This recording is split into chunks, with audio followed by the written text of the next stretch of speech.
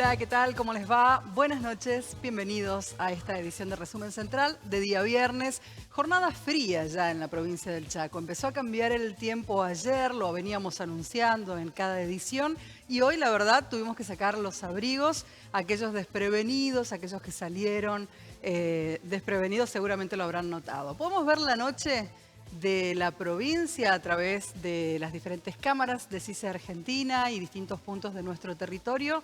Diré, bueno, lloviendo, jornada lluviosa todavía a esta hora. ¿En qué lugar estamos ahí? ¿Me pueden orientar un poquito? Esto es Resistencia, todo es Resistencia, sigue lloviendo. Plaza central de la ciudad, las gotitas que nos permiten ver apenas el movimiento vehicular que todavía a esta hora está dándose. Y actualizamos los datos del tiempo con lluvia en nuestra capital. Fría, le decíamos, la jornada con 10 grados 8 décimas de temperatura, elevada humedad por supuesto, 93 el porcentaje de humedad. Tuvimos una máxima que estuvo rondando los 19 grados, pero la verdad es que se sintió el frío porque el viento soplaba del sur velozmente y bueno, esto hacía que todavía percibir más frío, más sensación térmica. La visibilidad está reducida por esa llovizna que vemos, esa lluvia tenue a 10 kilómetros, así es que a mantener la precaución.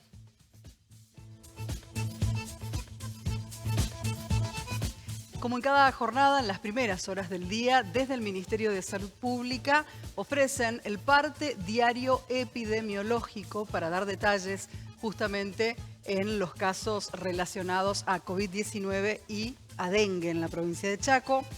Desde Salud Pública se informó que hasta la fecha se registraron 703 casos positivos de COVID-19, unos 28 casos más que el día jueves 21 de mayo, con un índice de positividad del 13,5%, de los cuales 34 personas están internadas y 6 se encuentran en estado grave.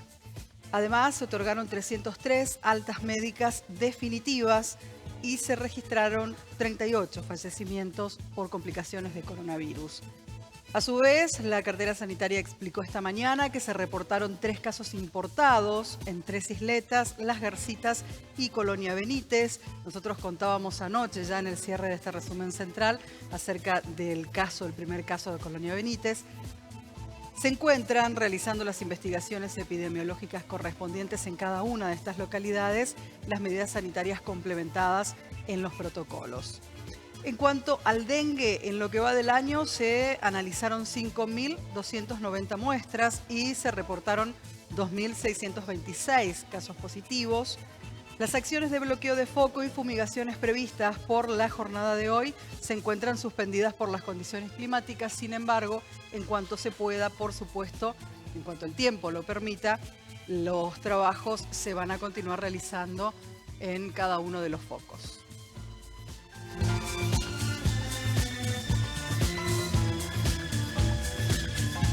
Lo vinimos anunciando, de hecho acompañamos a cada una de las jornadas de esta primera jornada, primera charla virtual que se ha ofrecido desde IPRODICH al mundo en contacto con profesionales, de hecho, de distintos lugares del planeta. Miles de personas han participado. El alcance en redes sociales llegó a los 40.000 personas más o menos, según los que nos avisaron de la parte del área de prensa, de las estadísticas, que son los que entienden un poquito más. Pero sí, la verdad es que fue muy grato recibir el agradecimiento de gente de todo el mundo, digamos, porque esto llegó a lugares impensados y que a raíz de esta pandemia busquemos otras formas de conectarnos con las personas con discapacidad, con sus familias y con los profesionales. Fue lo primero en lo que pensamos, en que estén las intérpretes de lengua de señas y que también tengan los subtítulos, así pueda ser accesible para todas las personas con discapacidad. Eso fue lo más importante para nosotros, buscar la forma de que el formato, digamos, de la transmisión sea lo más accesible posible. Rápidamente nos vamos a Casa de Gobierno, desde el Salón Obligado, un equipo de Chaco Televisión con una conferencia del gobierno provincial. Oscar Pietra, buenas noches, adelante.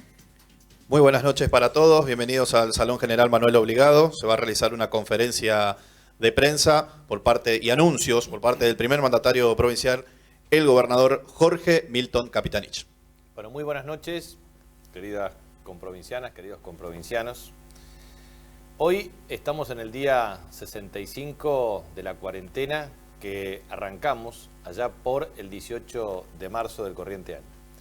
Un gran esfuerzo realizado por todos los habitantes y ciudadanos de la provincia del Chaco, pero que muestran la necesidad de tomar decisiones. Quiero en este sentido hacer una exposición detallada respecto a los resultados de tamaño esfuerzo, pero también antes de desarrollar esta cuestión, de plantear cuáles van a ser las decisiones.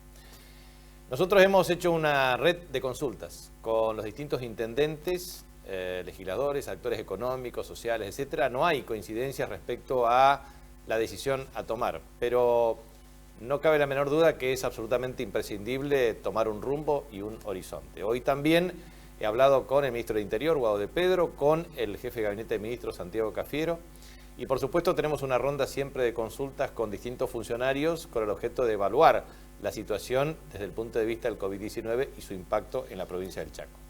Por lo tanto, nuestra sugerencia y recomendación es la siguiente.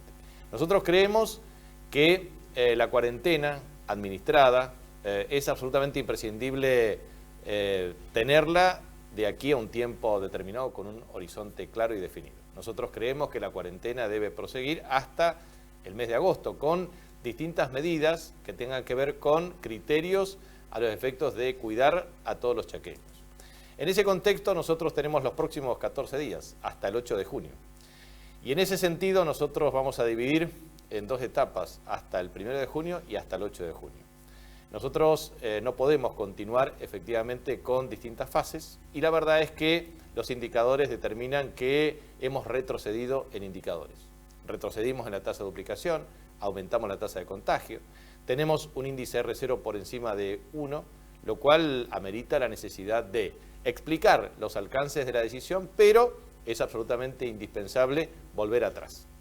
Volver atrás significa que no podemos permitir lo que está ocurriendo ahora, en donde efectivamente observamos que se dispara el número de casos.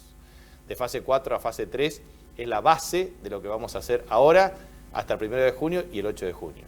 Pero ineludiblemente, después del 8 de junio, nosotros creemos que la cuarentena debe proseguir sin fases, sino con una administración de carácter inteligente. Esta es la decisión que nosotros vamos a adoptar. Y conjuntamente con esas decisiones que vamos a adoptar, nosotros lo que pretendemos es, primero, aplicar la mayor dureza en materia de controles estrictos y en virtud de ello suspendimos el transporte público de pasajeros. Ya van 2 semanas y se suspende hasta el 1 de junio. Es una fuente de contagio de carácter viral y de circulación comunitaria. Por lo tanto, es absolutamente imprescindible tomar esta decisión. La segunda decisión muy importante es que vamos a requerir a las instituciones financieras, en lo posible, la suspensión de pagos y cobros que impliquen aglomeración de personas. Eso está regulado por la Autoridad Nacional y el Banco Central de la República Argentina, pero eso también implica desincentivo a cualquier proceso de aglomeración de personas. También vamos a extremar los alcances respecto al tema de control de personas y vehículos y, por supuesto, vamos a incrementar los mecanismos de administración inteligente. Esto significa también la agrupación de los casos, dónde se están registrando y, a su vez, también vamos a utilizar toda la tecnología disponible en drones con el objeto de establecer mecanismos de alarma y, obviamente, de bloqueo focal, porque esta es la única manera de evitar la circulación comunitaria. Dicho esto, lo que quería era hacer una reflexión de todo el esfuerzo que ha significado todo este tiempo. Entonces, fíjense ustedes que nosotros hemos tenido 5.223 reportes de COVID, 703 confirmados, 303 recuperados, 361 activos y 39 personas fallecidas. 4.218 descartados y 302 en estudios con sintomatología definida. También tenemos 147 sintomáticos en seguimiento con antecedentes de viaje o con contactos estrechos que forman parte del análisis que hacemos caso por caso a través del dispositivo de 0800, red de WhatsApp y obviamente también el sistema de autoevaluación por redes, por el sistema de celular. En ese contexto nosotros tenemos hoy 345 activos que son confirmados. 311 que son leves. ¿Qué hacemos nosotros con los pacientes que son leves? Son aquellos que presentan sintomatología y que se propicia el aislamiento de carácter individual o eventualmente comunitario. Se procede al aislamiento comunitario si y solo si las condiciones de aislamiento individual no son las apropiadas. Para lo cual tenemos una red de instituciones, clubes, etcétera, con lo cual nosotros lo que hacemos es tratar de tener una mejor atención focalizada del paciente con el objeto de propiciar su recuperación. Del mismo modo, trabajamos con los pacientes que denominamos moderados. Allí interactúa el sector público y el sector privado a través de un protocolo, no solamente de bioseguridad, respecto a los equipos de protección personal, sino también desde el punto de vista del protocolo de atención para los casos, desde el punto de vista de la provisión de insumos y medicamentos con la tecnología adecuada para su tratamiento. Y a su vez tenemos 7 casos graves, que esto obviamente son casos que van variando tanto en el sector público como en el sector privado respecto a la carga correspondiente.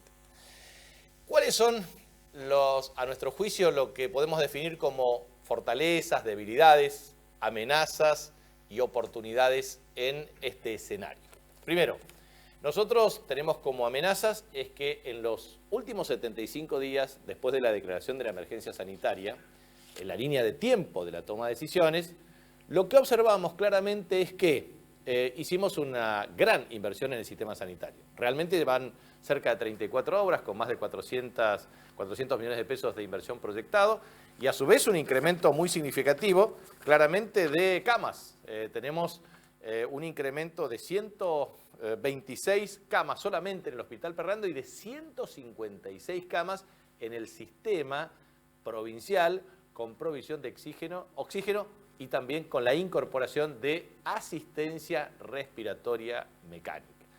Recordemos que el sistema sanitario provincial tiene más o menos, están casi llegando a 2.000 camas. Pero quizás, usted que ve por primera vez esto, no registra que nosotros hicimos una intervención en estos 75 días de emergencia, 65 días de aislamiento preventivo social de carácter obligatorio, confinamiento o cuarentena, como lo quiera llamar.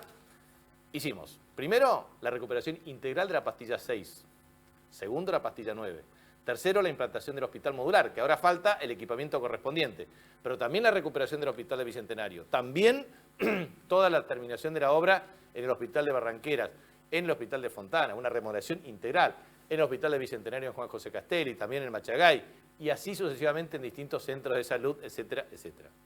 No quiero abrumar con datos, pero lo que quiero sí decir es que también nos encargamos, por la crisis del sistema sanitario, con un financiamiento de Fonplata, que nos acaban de confirmar efectivamente su aprobación próxima, y en virtud de ello vamos a tener 40 millones de dólares de financiamiento en distintas etapas, de las cuales 17 millones de dólares se destinarán al Hospital Perrando, con una remodelación de carácter integral, equipamiento, fortalecimiento de las capacidades institucionales, con tecnología digital, con medicina digital, historia electrónica centralizada, receta electrónica, o sea, todo un mecanismo de mejoramiento sustantivo. Pero lo que es interesante es que el Hospital Perrando tenía 6 ascensores y no funcionaba ninguno. Hoy funcionan 3 y se han hecho las adecuaciones correspondientes para que, regularizada la situación de la pandemia, tengamos la provisión de los insumos correspondientes para el resto. Instalaciones eléctricas, aire acondicionado que no funcionaban.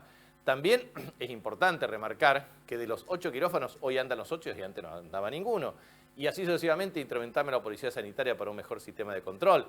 Y puedo enumerar una serie de acciones muy importantes para remarcar. También incorporamos obviamente personal, que lo vamos a ver en detalle, pero es muy importante remarcar lo siguiente. ¿Es una fortaleza haber propiciado una inversión en el sistema sanitario? Claramente, porque todas estas decisiones se tomaron para adaptar el tiempo necesario y suficiente para atender los casos graves y moderados que efectivamente el sistema demande. ¿El sector privado ha hecho lo mismo? No, por una razón muy sencilla, porque el sistema sanitario está en una crisis severa. Por lo tanto, tuvieron, como el sector público, un incremento desmesurado de insumos, medicamentos, equipamientos en dólares, reducción del ingreso en pesos, endeudamiento e incapacidad para invertir. De manera que en esta situación de COVID-19, la única inversión proviene del sector público. También en materia de capacitación de recursos humanos hay incorporación. Acá ahora lo vamos a ver, son 219 persona, pero a su vez necesitamos seguir capacitando para atender, porque esto es un caso de una pandemia, COVID-19, pero un virus extremadamente complicado respecto a su atención, que afecta de una manera letal a aquellos que padecen comorbilidades. También diseño y ejecución de sistemas inteligentes de control, que ahora lo vamos a ver en el proceso de implementación. Lo mismo que la reducción de la curva de infectados. Si nosotros no hubiésemos tomado esta decisión hace 65 días, y es importante remarcar que nosotros tomamos esto hace 65 días, pero anteriormente habíamos tomado la decisión de aislar 4 localidades ante un caso sospechoso. Y eso también remarca que hemos tomado las medidas necesarias en tiempo y en forma. Lo mismo ocurre con el alto índice de testeos. Nosotros tenemos más de 5.000 testeos. Ahora, esto lo van a ver en comparación con otras provincias argentinas y con otros países del mundo. Entonces, el testeo por habitante también determina un coeficiente de evaluación respecto a su tendencia. Y las decisiones de políticas públicas anticipadas, que fueron 75 días. Estos son fortalezas respecto a nuestras decisiones. O sea, en el tiempo no perdimos el tiempo. Tenemos todos los protocolos, tenemos todos los mecanismos de atención, pero obviamente también tenemos debilidades. ¿Cuáles son nuestras debilidades? Alta letalidad de casos, 5,56%, 4% es el promedio de Argentina. Obviamente el promedio del mundo difiere cómo se agrupan los países, pero está en torno al 6,2%. Los contagios agrupados, nosotros tenemos contagios agrupados significativos y eso es lo que definitivamente nos afecta. Hoy tenemos el clúster del barrio Toba, que es un clúster muy complicado y que obviamente, en virtud del incremento del número de casos, ha tenido un impacto negativo. ¿Y qué es lo que nosotros pretendemos? Pretendemos también tener el nivel de prevención para lo que son contactos o contagios agrupados. ¿Cuáles son? Los grupos de riesgo básicos, los geriátricos, lugares de encierro y a su vez también barrios con alta densidad de población. En ese contexto también quiero decir que hay una saturación social de aislamiento. La gente está cansada, por obvias razones. Nadie puede soportar el impacto psicológico del aislamiento sistemático. Tenemos el agravante de la alta informalidad laboral, crisis social y demanda, obviamente, de reapertura de actividades, porque los comerciantes no pueden vivir sin trabajar. Tenemos casos de restaurantes, bares, hoteles, tenemos gimnasios, tenemos escuelas de danza, tenemos enorme cantidad de actividades que no han podido funcionar y que las transferencias de recursos de 9 de cada 10 hogares en la República Argentina han recibido ingresos. Y yo les puedo asegurar que en la provincia del Chaco, 2,8 personas que integran un hogar han recibido ingresos a través de distintas fuentes de financiamiento. O sea, el Estado ha estado presente, pero es insuficiente. Entonces, nosotros tenemos oportunidades y amenazas. ¿Cuáles son nuestras oportunidades? Primero, cambio de hábitos y conducta social. La vida post-pandemia no será la misma vida pre-pandemia. En segundo lugar, eso implica una regulación inteligente de la cuarentena. Tenemos que aprender a convivir con COVID-19. Estas medidas extremas que estamos adoptando y que hemos adoptado llega a su fin en virtud de un problema central. No se puede sustituir la voluntad individual y la conducta individual de cada una de las personas, ni tampoco la conducta colectiva de una sociedad. No observo nunca ninguna sociedad con un destino de incumplir normas para provocar un mal y un daño a sí mismo. Entonces yo estoy absolutamente convencido que se soporta lo soportable en el marco de una estrategia de supervivencia, pero es absolutamente imprescindible entender que en la República Argentina y en la provincia del Chaco vamos a tener que tener aislamiento preventivo, social y obligatorio, con distintos mecanismos de administración inteligente de la cuarentena, pero de una manera sostenida. Segundo, distanciamiento social. No nos vamos a poder dar abrazos, besos, las cuestiones que estábamos acostumbrados y que lamentablemente lo vamos a tener que sustituir por nuevos mecanismos y conductas de relacionamiento. Tercero, el uso de barbijo de carácter obligatorio.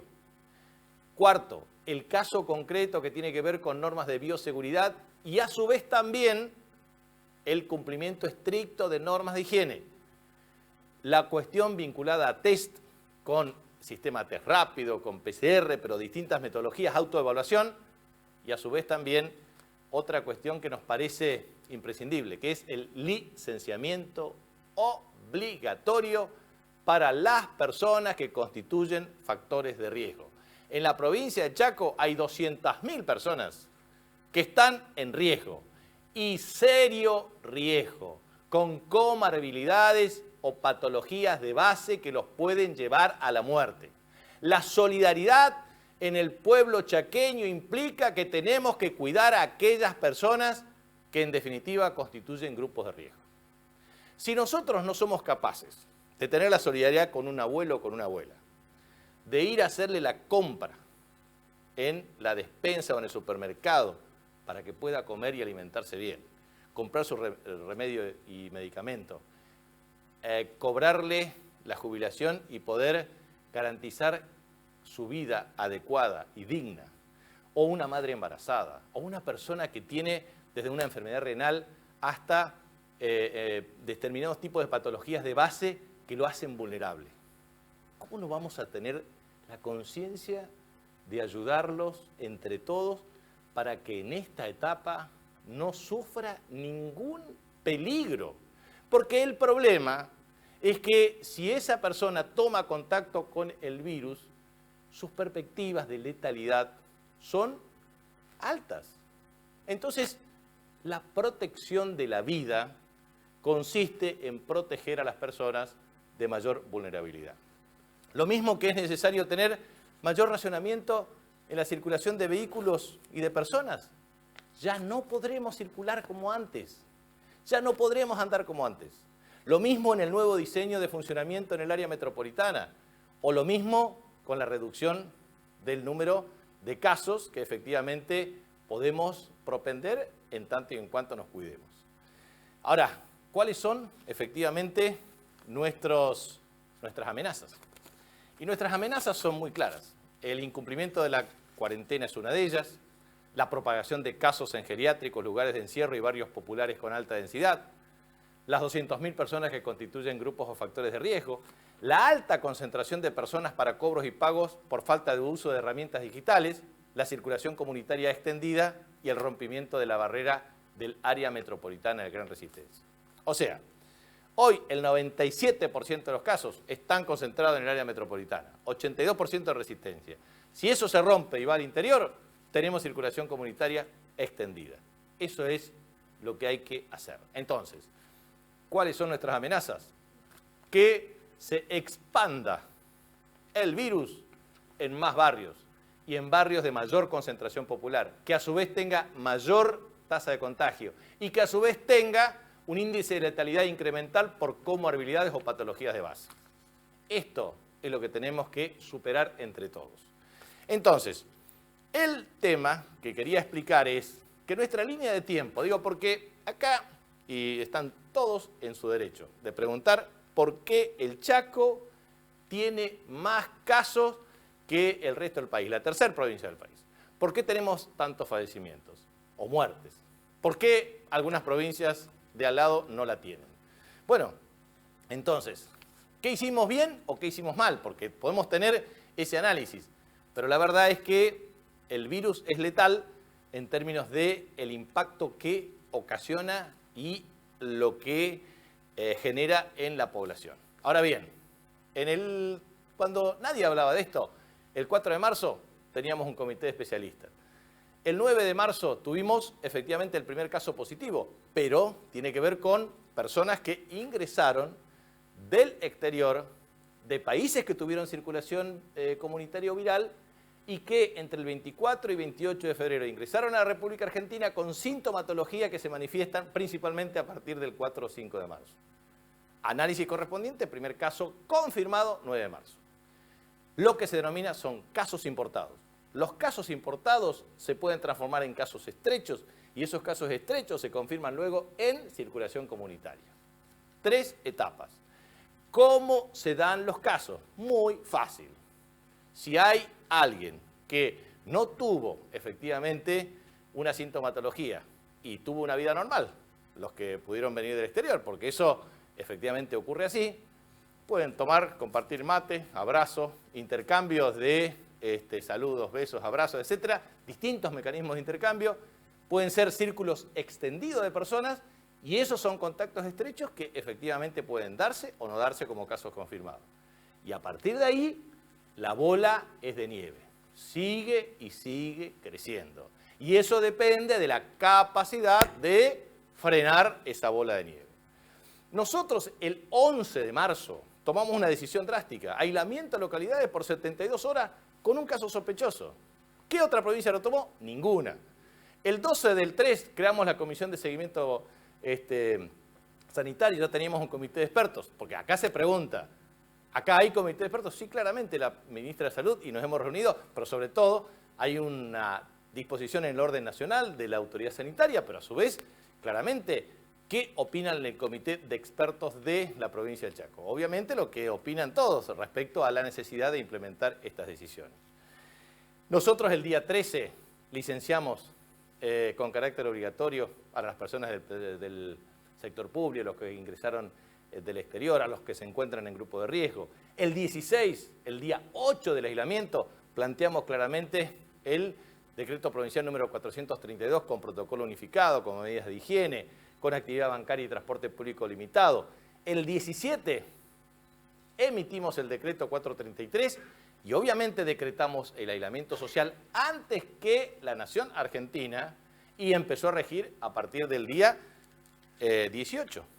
Y efectivamente lo que nosotros hicimos es que el 20 la nación argentina estaba en cuarentena obligatoria. La línea de tiempo, bueno, hablan de todas las medidas que fuimos sacando, ratificando. El 28 de abril planteamos las localidades en virtud del riesgo correspondiente y a su vez todas nuestras fuerzas de seguridad en un comportamiento ejemplar de dedicación y vocación hicieron lo que tenían que hacer. Cumplir con el decreto de necesidad de urgencia emanado de la autoridad competente nacional y provincial. Tuvimos casi 15.000 detenidos. Esta es la línea, las fluctuaciones que se experimentaron de casos de personas detenidas. Entonces, surgen las críticas, por supuesto, a la autoridad policial. Probablemente siempre pueden ocurrir acciones que puedan estar siendo cuestionadas. Pero lo cierto es que la policía de la provincia tiene un 80% de aprobación respecto a las acciones que ha realizado, precisamente porque se encargó de proteger a nuestros ciudadanos y a nuestros habitantes. Y la verdad es que acá nos tenemos que cuidar nosotros, cada uno de nosotros. Acá no tiene que venir ni un oficial, ni un suboficial, ni un agente para decirnos lo que tenemos que hacer. Y la verdad es que si nosotros no somos capaces de cuidarnos, somos no solamente individualistas en la más de rancia concepción, sino absolutamente no solidarios con el prójimo. Un hermano nuestro puede morir por la irresponsabilidad. Eso es lo que ocurre. Entonces, tiene que intervenir la fuerza de seguridad del gobernador de la provincia. Tenemos que intervenir entre todos para propiciar 15.000 detenciones con el objeto de hacer cumplir una norma que está destinada a proteger a todos. La verdad es que siempre me pregunto, ¿es necesario recurrir a la fuerza cuando hay una fuerza que es absolutamente superadora de todo, que es la fuerza de la convicción de que es necesario, de la única manera de protegerse ante este virus es con este aislamiento y sobre todo para los grupos más vulnerables socialmente? La verdad es que hemos intentado explicar de distintas maneras posibles, pero lo que quiero decir es lo siguiente: la voluntad individual no se sustituye. Eso es una cuestión de compromiso y de conciencia. Este llamado que hago ahora es el llamado a la conciencia, porque si ustedes podrían decir cualquier cosa, por ejemplo, el gobierno actuó mal. Bueno, está bien, estamos absolutamente disponibles para toda recomendación. Nosotros actuamos con mesura, con prudencia, consultando a todos, aceptando todas las recomendaciones. Siempre digo, hasta el pelo más delgado hace su sombra en el suelo. La verdad, a nadie le escapamos respecto a las recomendaciones, sugerencias, etcétera, etcétera. Diálogo plural, abierto, democrático, con todos los partidos políticos, con diputados, con intendentes de todos los signos, con actores sociales, con actores económicos, etcétera. Todos con la buena voluntad de escuchar a todos y resolver con todos y entre todos, como fue el primer acto de gobierno y la primera actitud de gobierno. Esta no es una pandemia en donde el gobernador se tiene que enfrentar contra la pandemia. Esto es un juego de conciencia colectiva. Es un juego en donde, por más que hagamos el esfuerzo de nuestra parte, si no hay conciencia individual y colectiva de la sociedad y de la ciudadanía, entonces los resultados tardan en llegar. Entonces, lo que quiero transmitir con esto es, ¿actuó la policía? Sí, 15.000 detenciones. ¿Se aprovecharon estos 65 días de aislamiento para hacer inversiones en el sistema sanitario? Sí. ¿Se adquirieron medicamentos e insumos? Sí. ¿Se contrataron más recursos humanos para atender? Sí. ¿Se capacitaron a más personas? Sí. ¿Se aplicaron los protocolos? Sí. O sea, el sistema público y la autoridad sanitaria y todos nosotros hicimos el máximo esfuerzo para lograr efectivamente adaptar esta situación. Fíjense que nosotros trabajamos, y esto quiero dar como un mensaje muy claro, nosotros no nos peleamos con nadie, ni nos vamos a pelear con nadie. Con nadie. Vuelvo a insistir, con nadie. La verdad es que respetamos las diferencias que alguien puede tener y somos muy respetuosos. Algunos piensan de una manera, otros piensan de otra manera, aceptamos todas las recomendaciones, pero el que crea que en esta situación vamos a intentar buscar peleas políticas, no, de ninguna manera. Yo he convocado a un pacto para la reforma constitucional, para una agenda digital, para la descentralización, para un pacto político con 10 compromisos, con 50 leyes, entre todos y con todos. Y lo sigo haciendo. Y lo dije, lo hagámoslo el 25 de mayo, o el 20 de junio, o el 9 de julio, o cuando quieran, pero hagámoslo, entre todos y con todos. Por lo tanto, el que vea que esto es una oportunidad para meter cizaña, quiero decirles que se está equivocando. Se está equivocando. Esto no es para pelearse, esto es para unir esfuerzos y voluntades, porque dependen la vida de las personas. De manera que muchas veces uno siente ataques impiadosos o agravios, como alguien que dijo que hacíamos las cosas pésimamente mal. Lo llamé para que me diga qué es lo que estábamos haciendo mal, con el objeto de aceptar las recomendaciones. Mire, si hay algo que no tenemos es soberbia. Si hay algo que tenemos es humildad para afrontar las decisiones y tomar las mejores decisiones para proteger a todos y a cada uno de los chaqueños y chaqueñas. Nosotros cambiamos el recorrido de los colectivos. Hicimos un esquema de 35 puestos al 800 y 16 puestos al 500 con el objeto de reducir estos casos. ¿Saben cuántos casos efectivamente se redujeron? De todos los casos dramáticamente concentrados en el macrocentro, efectivamente hoy hay 4 casos activos en el micro y en el macrocentro. O sea, la reducción de la circulación es clave y cuando vayamos a mirar el mapa del índice de movilidad, los de menor índice de movilidad son las personas que habitan en el macrocentro de la ciudad. Es cierto que el índice de movilidad por el sistema de celular, en virtud del encuadramiento de las celdas, puede no ser fiable integralmente, porque puede tener el tema de que uno esté en una cuadra y cambia el movimiento a la otra cuadra y cambia de celda. Pero la verdad es que sirve como un parámetro para observar el grado de movilidad en un barrio, en una manzana o en una comunidad. Hicimos el bloqueo en la zona sur. Se enojaron muchos vecinos, pero lo que hicimos es para que el virus no circule. Vuelvo a insistir gráficamente en esto. Es un virus en donde uno, o sea, la persona va, lo busca el virus y lo lleva. Entonces, si yo soy del barrio Juan Bautista Alberdi y me voy al centro, lo traigo al virus y lo llevo al Juan Bautista Alberdi. Y puedo infectar a mi mamá, a mi papá si soy el hijo, a mi abuelo, y puede ser letal. Entonces, conclusión, el problema es usar barbijo, en fin, digamos, usar todos los elementos de bioseguridad, de higiene, porque en realidad es la persona la que busca el virus. Entonces, lo que estamos haciendo todo el tiempo es bloquear los sistemas de circulación con el objeto de impedir que las personas definitivamente tengan un contagio.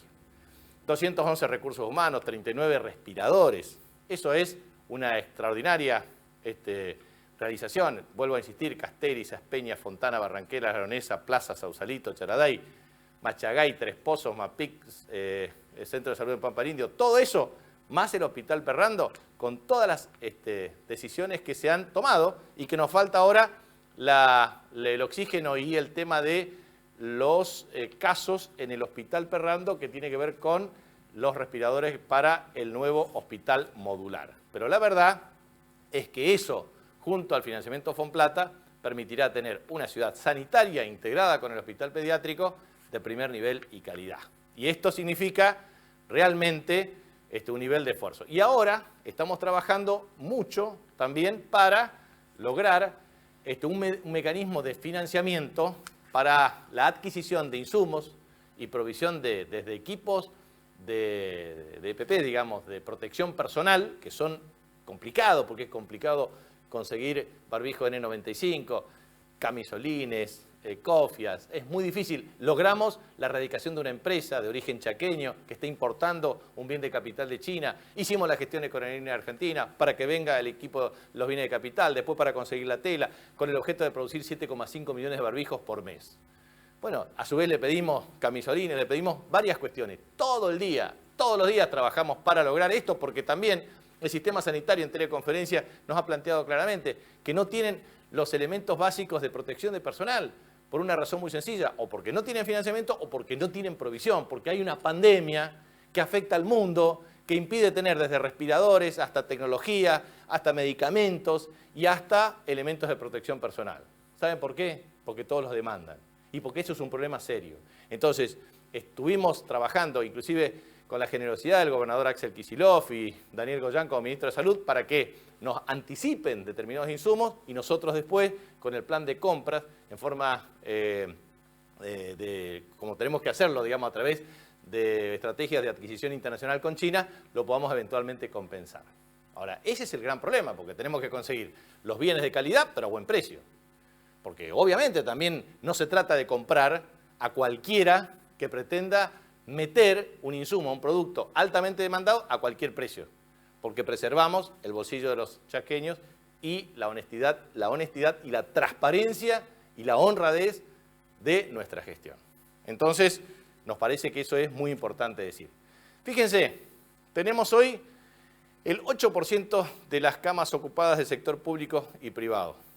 Acá tenemos casos que son distintos respecto a las consideraciones, porque tomamos distintos casos de distintos tiempos de análisis, pero lo importante, fíjense que en el sistema público el 9% de las camas está utilizado, y fíjense claramente que en el Hospital Perrando es el de mayor uso y en el hospital pediátrico. En el resto todavía no tenemos ningún uso. O sea, podemos consolidar las camas en el sector privado que tienen bajo uso relativo, y eso es importante, eso es importante. O sea, vuelvo a insistir, en el sector público y privado el 92% de las camas está disponible. Todo el nivel de adaptación es porque crecimos en casi 33% de la capacidad instalada, y en el sector público crecieron 156 camas con oxígeno para garantizar mejor nivel de atención. O sea, hicimos una inversión que nadie lo hizo durante tantos años. Y la verdad es que nosotros, en la gestión 2007 y 2015, fuimos los que más invertimos en el sistema sanitario en la historia de esta provincia. Y ahora vamos a terminar de invertir lo que falta para tener un sistema sanitario de buena calidad. Pero el sistema de salud no son solamente edificios. El sistema de salud no son solamente aparatos. El sistema de salud son los recursos humanos. Y es cierto que es necesario mejorar recursos, pero es cierto también que es necesario cumplir horario, que es necesario especializarse, que es necesario objetivamente prestar servicios. Agradezco mucho a los que han hecho un esfuerzo extraordinario en esta etapa y los que harán en lo próximo y lo sucesivo. Pero tenemos que hermanarnos todos. Todos los que queremos un Estado activo y presente, necesitamos de un sistema de salud que implique lo que queremos hacer. Salud digital, telemedicina, tecnología, capacitación, mejorar salarios, mejorar los sistemas de receta electrónica, administración adecuada de medicamentos, insumos, mejoramiento de los estándares de gestión. Todo eso hay que mejorar. Pero hoy tenemos que aceptar lo siguiente. Cuando nosotros asumimos el 10 de diciembre con una crisis fiscal, financiera, social, teníamos en el horizonte dengue, epidemia, endemia básicamente proyectada, que es el tema de todo lo que significa influenza y a su vez COVID-19. Respecto al tema de influenza, casi 200.000 vacunas para prevenir. Respecto a dengue, semana 21, más de 2.500 casos hemos tenido, de acuerdo a nuestras proyecciones iniciales, pero es sustancialmente inferior a lo proyectado originalmente.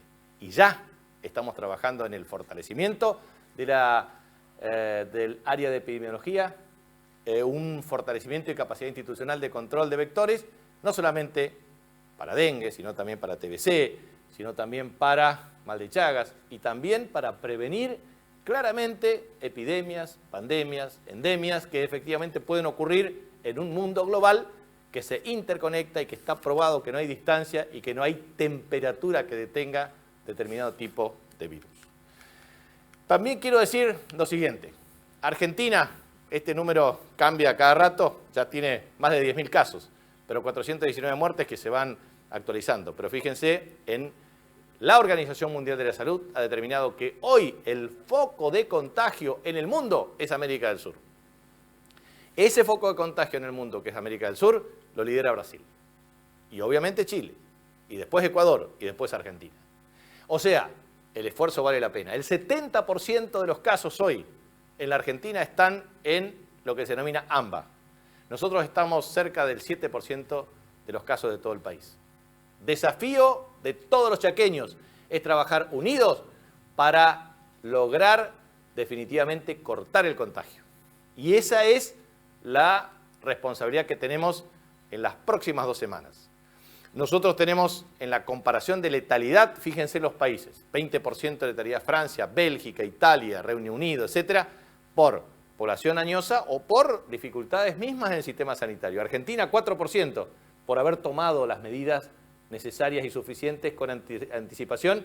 Y Chaco estábamos con una tasa de letalidad antes de la crisis esta que estamos teniendo ahora del complejo Gran Toba, con menos del 4% de letalidad, 4,1%, estamos por debajo inclusive de la tasa nacional, pero hemos incrementado en este tiempo. Obviamente tenemos el caso del mapa global por letalidad en el mundo, ya lo dije anteriormente, 97% de nuestros casos están en el área metropolitana, el 82% en resistencia, de los casos activos, vuelvo a insistir, la letalidad es elevada y sobre todo los pacientes fuertemente orientados están en estos 3 problemas que tenemos que resolver. Los barrios con mayor densidad, los geriátricos y los lugares de encierro representan un problema severo para atender. Tenemos que concentrarnos en eso, por eso nuestra estrategia ahora es mirar lo que estamos mirando en todo sentido y comparación. Nosotros somos la segunda provincia en términos de millón de habitantes respecto efectivamente al tema de testeos, después de Tierra del Fuego. Por lo tanto, por supuesto, cuanto más testeos tenemos, obviamente tenemos mayor probabilidad de casos confirmados. Y obviamente mayor probabilidad de casos confirmados, casos activos. Y esos casos activos obviamente también después se va dando en tasas de casos recuperados. En algún momento casi estuvimos en la convergencia de ambas curvas, de recuperados y de activos. Ahora se dispararon un número de casos importante y ahora hay que reducir, obviamente, que los casos de activos se reduzcan y los casos de recuperación aumenten. Esta es nuestra curva, la que efectivamente hemos dicho de estos casos. Primero, fíjense, cuando nosotros partimos, 15-16 de marzo, esta tasa era de casi del 47%. 47% era esta tasa de contagio. Pasamos prácticamente al 1% de tasa de contagio. En una perspectiva cierta, el mejor momento nuestro fue el 30 de abril. 30 de abril fue el mejor momento nuestro con todos los indicadores. Pero partimos de acá, de las nubes, 47, a menos de 1. Después, efectivamente, esta curva determina el plazo, digamos, la tasa de duplicación de casos. Que estábamos, obviamente, duplicamos cada 1, cada 2, cada 3 días, llegamos a tener definitivamente más de 45 días de casos, de duplicación de casos. Y a su vez, estábamos en el mejor momento, vuelvo a insistir, 30 de abril. Máxima tasa de duplicación de casos y mínima tasa de contagio, porque, como dijimos, la tasa de duplicación de casos es una función logarítmica inversa de la tasa de contagio. En consecuencia, hoy tenemos 703 casos confirmados, 303 recuperados, 361 activos, 39 muertes, 18,05 de la tasa de duplicación y 3,8% de la tasa de contagio. ¿Qué plantea el presidente en las fases? Obviamente estar en 25. Estuvimos en 25,4 en el promedio, porque se toma por día, por cada 3 días, por cada 7 días, o la forma en que ustedes puedan considerar. Pero lo más importante es que tenemos que tomar, y en este es la síntesis de todos los anuncios, es, primero, nuestra tasa de duplicación tiene que superar en forma sostenida 25 días. Y obviamente la tasa de contagio debe converger a menos de 1,5 a 1%. Entonces, claramente, esta es una de las mejores decisiones que tenemos que tomar. O sea, primero, tenemos que lograr que la tasa de duplicación se incremente y la tasa de contagio disminuya. Segundo tema, tenemos que lograr que el número de casos recuperados crezca, digamos, de una manera sostenida. Para que el número de casos recuperados crezca de una manera significativa, lo que tenemos que tener es que la tasa de activos disminuya. Entonces, menor tasa de activos, claramente es menor tasa de activos, significa mayor capacidad de recuperados. También esto es lo que vemos en cada uno de los casos. Fíjense, casos, acá se duplicaba porque eran 1 o 2 rápidamente y teníamos menor capacidad de testeo en los primeros días, después 8, 7,4, 13,2, 12, pero después del episodio del barrio Toba llegamos a tener 18 casos por día. Por lo tanto, la curva crece en términos acumulativos, pero más que la acumulación de los casos, lo más importante es cuántos casos registramos en forma diaria. Y aquí es donde me quiero detener, porque nosotros tenemos que ver estos problemas que tenemos en la provincia del Chaco. Tenemos concentrados los casos en Resistencia, pero fíjense, empezamos con los 11 casos iniciales de casos importados, pero todos vinculados al sistema sanitario. El sistema sanitario llegó a tener 193 casos. Clúster Perrando, Clúster Freseños, Sanatorio Modelo, porque hay una interacción entre trabajadores públicos y privados y que obviamente han tenido una tasa de expansión de contagios, derivado de la insuficiencia, en muchos casos, y hay que ver eso, y lo estamos haciendo por vía de la auditoría, de equipos de protección y obviamente del incumplimiento o no de normas de bioseguridad. Pero lo cierto es que después, al constituirse efectivamente un factor de circulación comunitaria, lo tenemos en el clúster Toba, que efectivamente son los mecanismos que promueven espiralización, es decir, circulación comunitaria y enclaves de circulación en lugares efectivamente de alta densidad y hacinamiento por cuarto de hogar. Entonces, lo que vemos es que el primer clúster, acá estamos analizando una parte que es prácticamente representativa del 50%, ¿no es cierto?, de los casos. Pero es importante remarcar cómo afecta por grupos etarios y cómo afecta efectivamente los clústeres. O sea, de 10 clústeres, 8 son del sistema sanitario o vinculados al sistema sanitario, 1 al vínculo de lo importado y otro a lo que significa la densificación en lugares de alta densidad poblacional. Entonces, dijimos, tasa de duplicación de casos, un factor a considerar dentro del análisis de los indicadores hacia adelante. O sea, no regularnos por fases, regularnos por indicadores. Ese indicador de tasa de duplicación de casos y tasa de contagio son 2 indicadores. Tercer indicador que nosotros vamos a tomar es este, que tiene que ver con una metodología BIT, que es etapa A, B, C, D y E. La A cuando no hay casos. Y acá solamente clasificamos las casos de C y D, que significa propagación acelerada y desacelerada. Tuvimos etapas de propagación acelerada del 23 de marzo al 2 de abril. Después de propagación desacelerada hasta el 12 de abril. Después otra vez incremento cuando surgen algunos de estos clústeres, sobre todo sistema sanitario, hasta el 17 de abril. Después, caída hasta el 2 de mayo. Y después, incremento a través de clúster TOBA, etcétera, etcétera. Y vemos caída y otra vez expansión. Entonces, ¿qué tenemos que hacer con este indicador? Bueno, tenemos que ir a propagación desacelerada y luego a niveles bajos estables. Eso es un tema que lo vamos a seguir como un tercer indicador.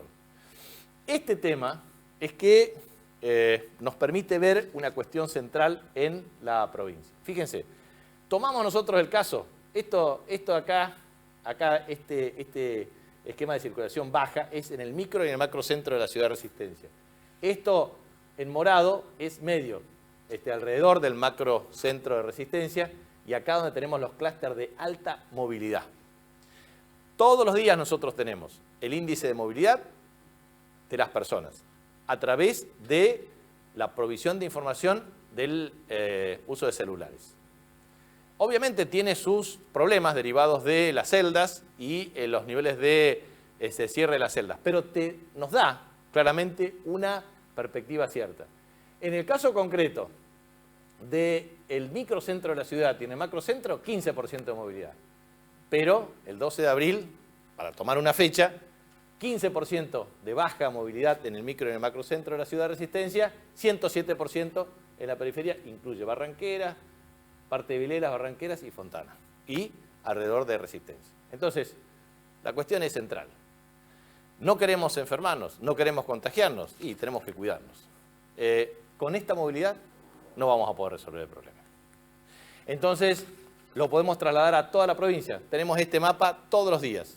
Eso observamos Charata, Las Breñas, Quitilipi, Saspeña, Resistencia, San Martín, Castelli. O sea, más movilidad.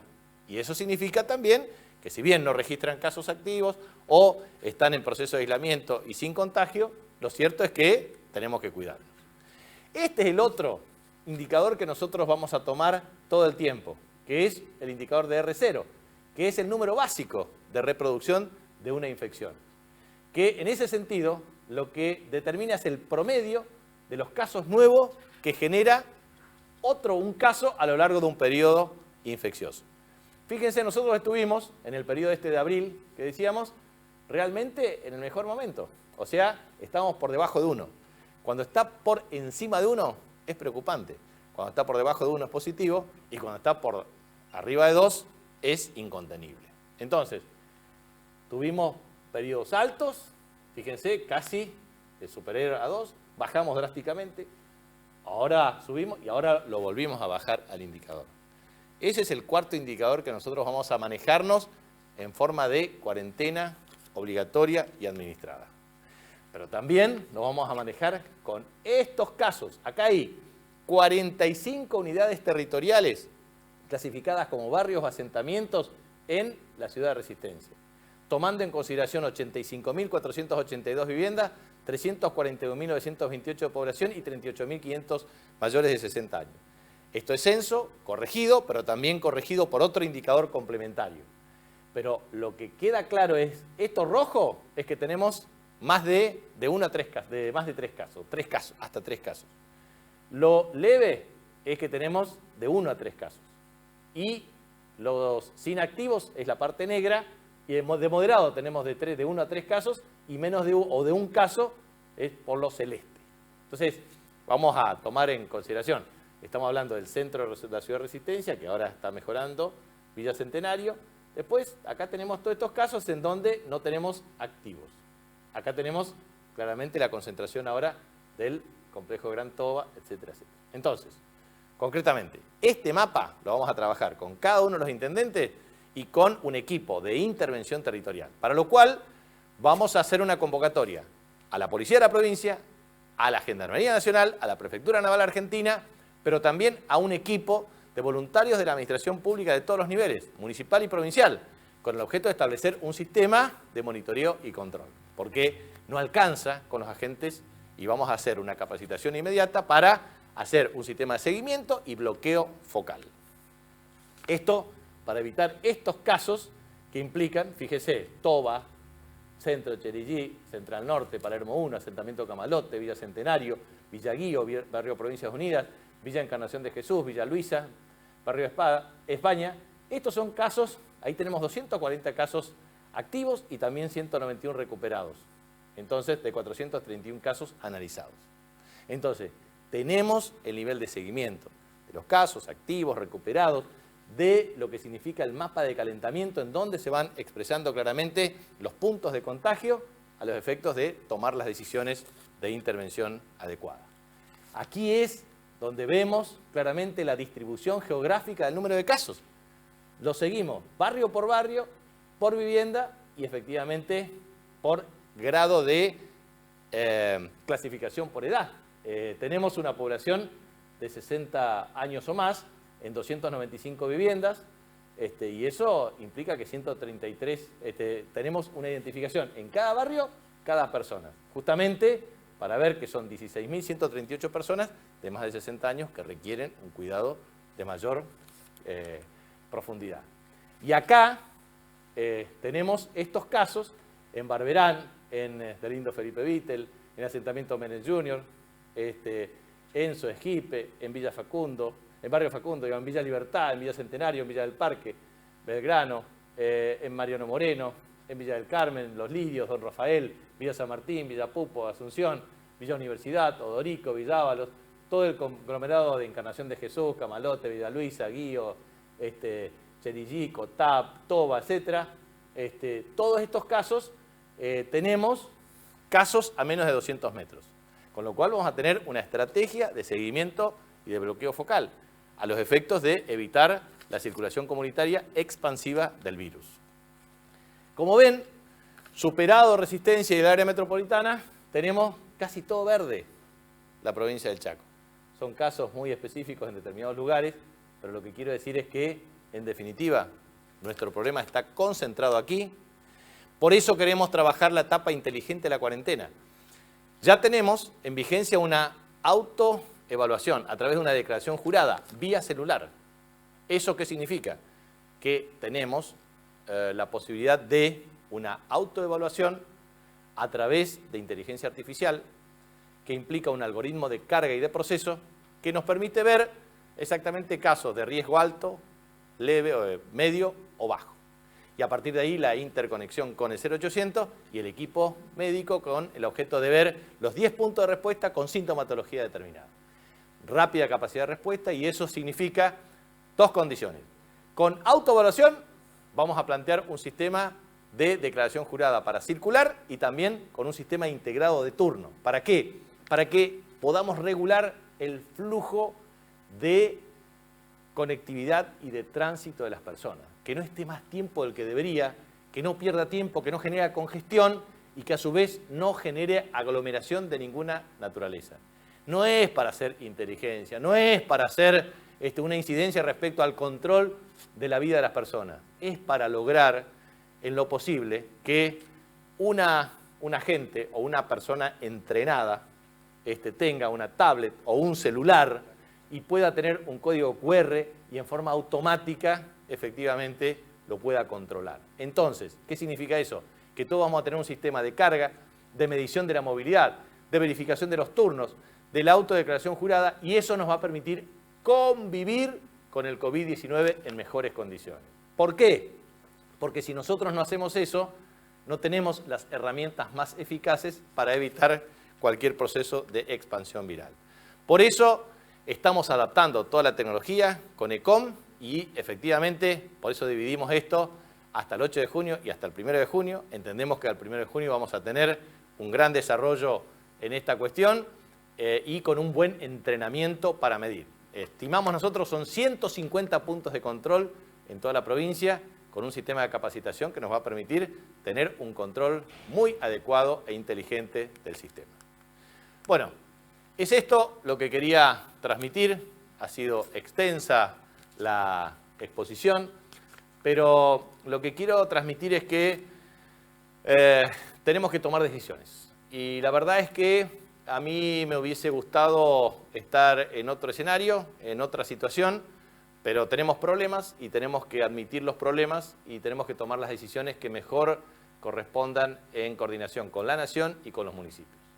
Después de lo que hemos hablado larga y extensamente con los distintos funcionarios nacionales y con los intendentes y estableciendo estos mecanismos, también hemos decidido disminuir, primero, extender la alarma sanitaria de 21 a 6 de la mañana. Segundo, vuelvo a insistir, suspender el transporte público hasta el 1 de junio. Tercero, unificar los criterios comerciales de horario comercial de 6 de la mañana a...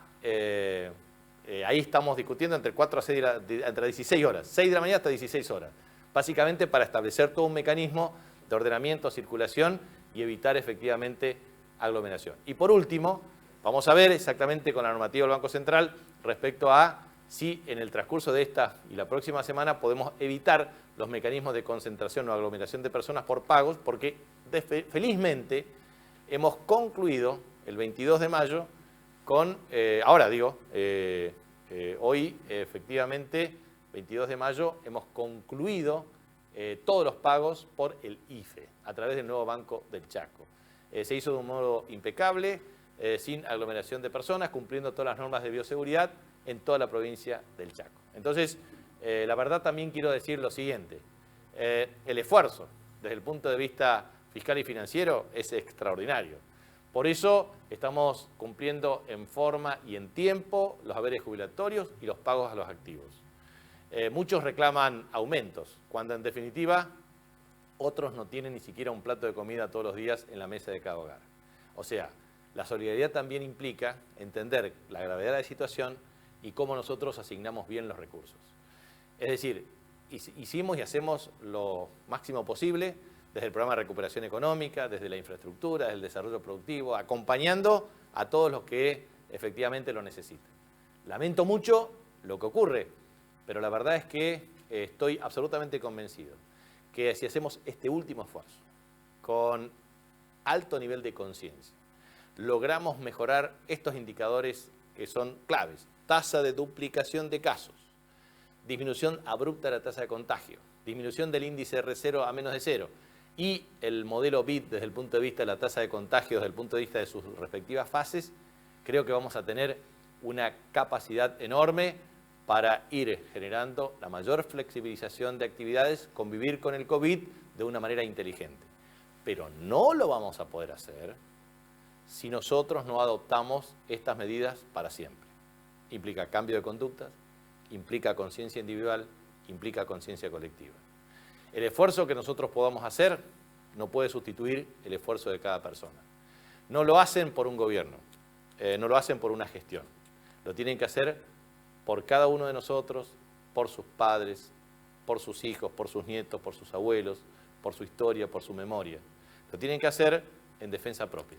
Lo tienen que hacer claramente con el esfuerzo que esto significa.